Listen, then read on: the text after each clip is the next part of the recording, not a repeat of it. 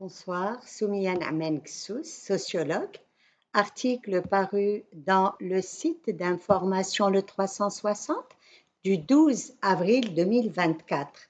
Je suis scandalisée par une pseudo-étude sur l'intelligence des Marocains. Un média marocain a titré Éducation et quotient intellectuel, le Maroc, vilain petit canard du Maghreb. Donc ça, c'est un titre marocain, média marocain, qui a titré Éducation et QI, quotient intellectuel, le Maroc, vilain petit canard du Maghreb. Selon le magazine CEO World, le Maroc occuperait la 174e place sur 199 pays dans le classement mondial du quotient intellectuel moyen. Donc, nous sommes la 174e place sur 199 pays. Ce magazine, donc, classe les pays les plus intelligents du monde à partir de tests de QI, de quotient intellectuel. C'est un poisson d'avril de mauvais goût. Au début, je pensais vraiment que c'était un poisson d'avril de mauvais goût, mais non. L'information a été publiée et reprise par une journaliste marocaine habituellement sensée et elle n'a pas contrôlé ni la fiabilité, ni la cohérence, ni la justesse de l'information. Alors d'abord, qui est CEO World Magazine? Sur son site, on lit, son site internet, le conseil exécutif comprend un groupe distingué de dirigeants de haut rang, PDG, président, directeur, chef de pays, etc. L'objectif est de réaliser une grande croissance dans leur organisation respective. Le magazine propose des analyses, des opinions d'experts et des classements. J'aurais souhaité que ce magazine nous informe sur le quotient intellectuel de ses membres avant de s'adresser au quotient intellectuel d'autres populations.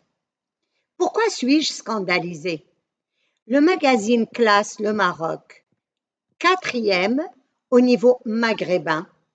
Nous sommes, au niveau de notre intelligence moyenne, 4e au niveau maghrébin, 20e parmi les pays arabes. Le quotient intellectuel des Marocains serait, je mets au conditionnel, le 174e sur 199 pays. L'Algérie est 144e, la Tunisie 122e, l'Irak est à la 61e place. Et c'est le premier des pays arabes avec un quotient intellectuel moyen de 89,8. Celui des Marocains serait de 67,03. Mais qu'est-ce que le QI?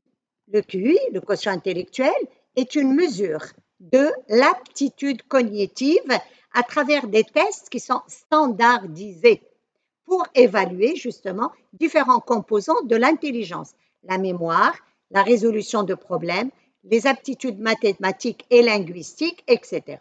Le QI moyen est généralement fixé à 100. Plus de 100 signifie une aptitude cognitive plus élevée. Moins de 100 signifie donc, pour faire plus simple, une intelligence moins élevée. Ce sont des tests standardisés qui sont élaborés par des Anglais ou des Américains. Donc, ces tests sont-ils adaptés à toutes les populations? En 1984, j'ai passé mon service civil à l'OFPPT, l'Office de formation professionnelle.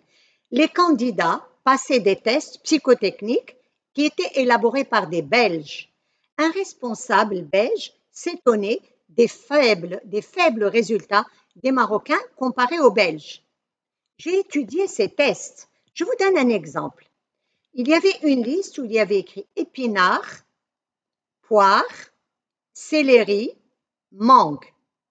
Il fallait chercher, épinard, poiré, céleri, mangue. Il fallait chercher l'intrus, et l'intrus donc est la mangue qui n'est pas un légume vert. Mais dans les années 80, les jeunes Marocains ne connaissaient pas ces légumes, ni la mangue, ni le céleri. le céleri que l'on appelle en arabe krafs. Donc, les Marocains étaient soumis, ces jeunes Marocains étaient soumis à des tests avec des noms de produits qu'ils ne connaissaient pas. Soit ils ne connaissaient pas le produit, soit le nom du produit n'était pas familier pour ces jeunes Marocains. Mesurer le quotient intellectuel a provoqué des dérives scandaleuses par des pseudo-scientifiques qui ont décrété que les Noirs américains sont moins intelligents que les Blancs. Ces tests étaient les mêmes pour les Noirs et pour les Blancs, alors que la culture des deux populations était totalement différente. Les Noirs étaient séparés des Blancs. Ils étaient interdits même physiquement dans les mêmes lieux et interdits de mariage entre eux. Leur culture était totalement différente. Et les tests, c'était des tests qui étaient adaptés et faits par des Américains blancs. En 1983, un anthropologue anglais, géographe, proto-généticien, Sir Francis Galton, a fondé la théorie de l'eugénisme qui va se propager au début du XXe siècle. L'eugénisme a tout un programme de sélection artificielle pour améliorer la race humaine en contrôlant les mariages. Donc, selon cet eugénisme, on va encourager la reproduction, l'enfantement des individus et des groupes considérés comme aptes, c'est-à-dire porteurs de gènes supérieurs pour améliorer la race humaine. Hitler était un eugéniste et il a imposé la stérilisation forcée. Il a stérilisé de façon forcée et il a également imposé l'euthanasie, c'est-à-dire on a tué des individus juifs qui étaient inaptes, considérés comme inaptes à se reproduire. Le Canada a imposé la politique d'avortement et de stérilisation forcée pour les inaptes. C'était en Alberta en 1928, en Colombie-Britannique en 1933 et ça s'est fait jusqu'au 1970. Les victimes donc de ces avortements au Canada étaient censés avoir un QI bas. Ils étaient considérés comme ayant un QI bas, donc des êtres humains qu'il fallait supprimer de la planète. Et ils devaient être conformes aux normes culturelles et sociales. C'était surtout des immigrants d'Europe de l'Est et surtout les autochtones, les habitants, donc anciens habitants avant la colonisation par l'Empire britannique. Donc, les victimes étaient des immigrants européens de l'Europe de l'Est, des autochtones, qui étaient donc les premiers habitants du Canada, qui ont été massacrés par les colons, réduits à la pauvreté extrême, sensibles aux maladies, et ces deux éléments ont servi à taxer de simples d'esprit, de déficients mentaux, hérités génétiquement, et donc on a considéré que c'était des races inférieures à qui l'on devrait interdire d'enfanter pour avoir une race humaine supérieure.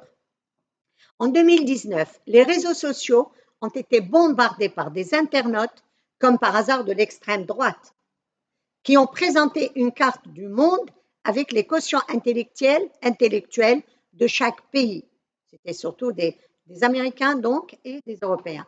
L'Afrique, selon eux, ne dépasse pas 85, alors que l'Europe a au moins 95 points au niveau du quotient intellectuel moyen, voire 100 points.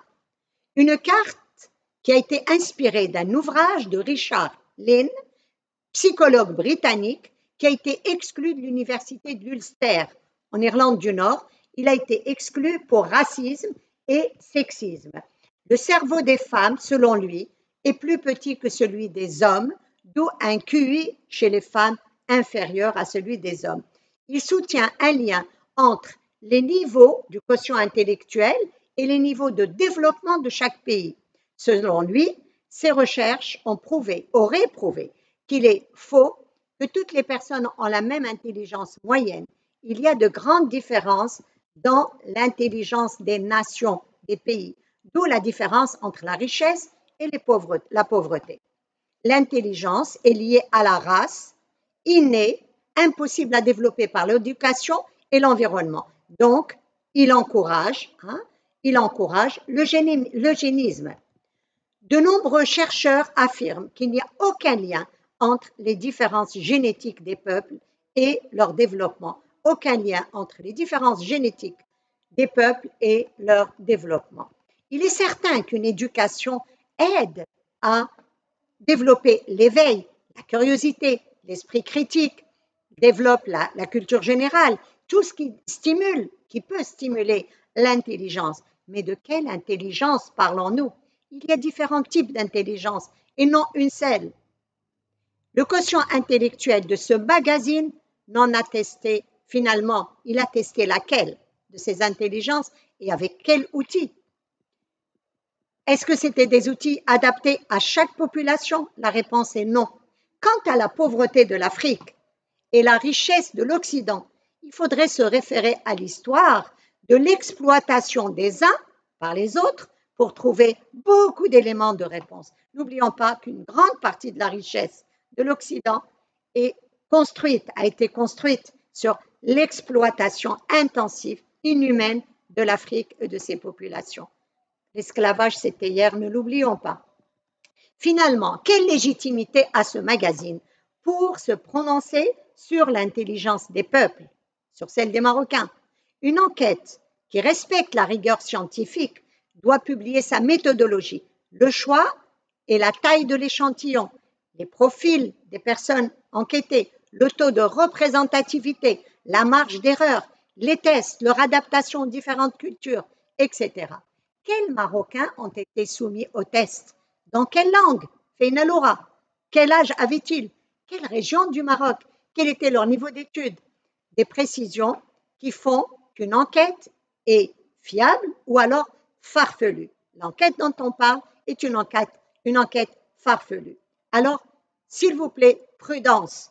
Ne colportons pas d'informations erronées sans en contrôler la fiabilité, la source, la pertinence, la cohérence, la rigueur scientifique.